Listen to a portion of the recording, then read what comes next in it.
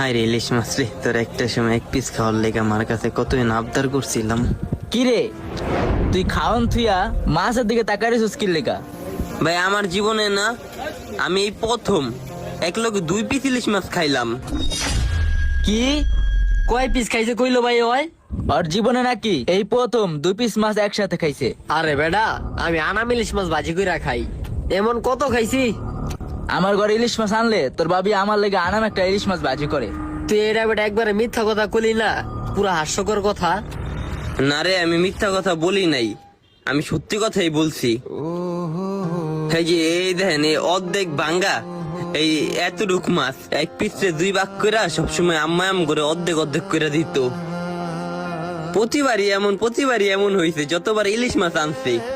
আমি আমার মারে যতদিনই দেখছি হ্যাগরও দেখি নেই কখনই আনাম এক পিস ইলিশ মাছ খাইতে, কিন্তু মাঝে সাঝে দিত, আবার তখন আব্বা আম্মা খাইতো নাম করে দিত, কিন্তু কখনই 2 পিস ইলিশ মাছ একসাথে খাই নাই। এই জীবনের প্রথম এতগুলা ইলিশ মাছের পিস লইয়ার সামনে খাইতে বইছি, তাও ভাই আপনাদের জন্য। আপনারা যদি না নিয়ে আইতেন তাহলে মনে হয় 2 পিসও খাইতে পারতাম না। অর্ধেক ইলিশ মাছের রেকর্ড নিয়েই সারা জীবন পার করে দিতাম।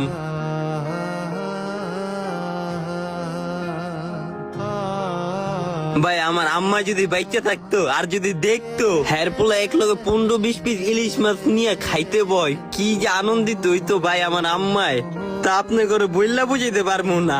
অনেক খুশি হইতো গো ভাই। হ্যার পোলারে জাল্লায় ভালোবাসছে কত রিজিক দিতে আছে কত মানুষের উসিলায়। যদি এটা দেখতি একটু হ্যাঁ নিজের চোখে, তাহলে বুকে শান্তি নিয়ে মৃত্যুবরণ করতে পারতো।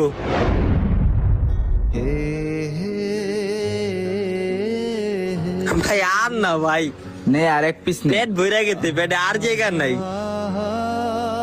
বয়সটা কোনো বিষয় না, পরিস্থিতিটা হচ্ছে বিষয়। আমার থেকে অনেক বড় বড় মানুষ আছে যারা এখনো এক পিস ইলিশ মাছ খেতে পারে না।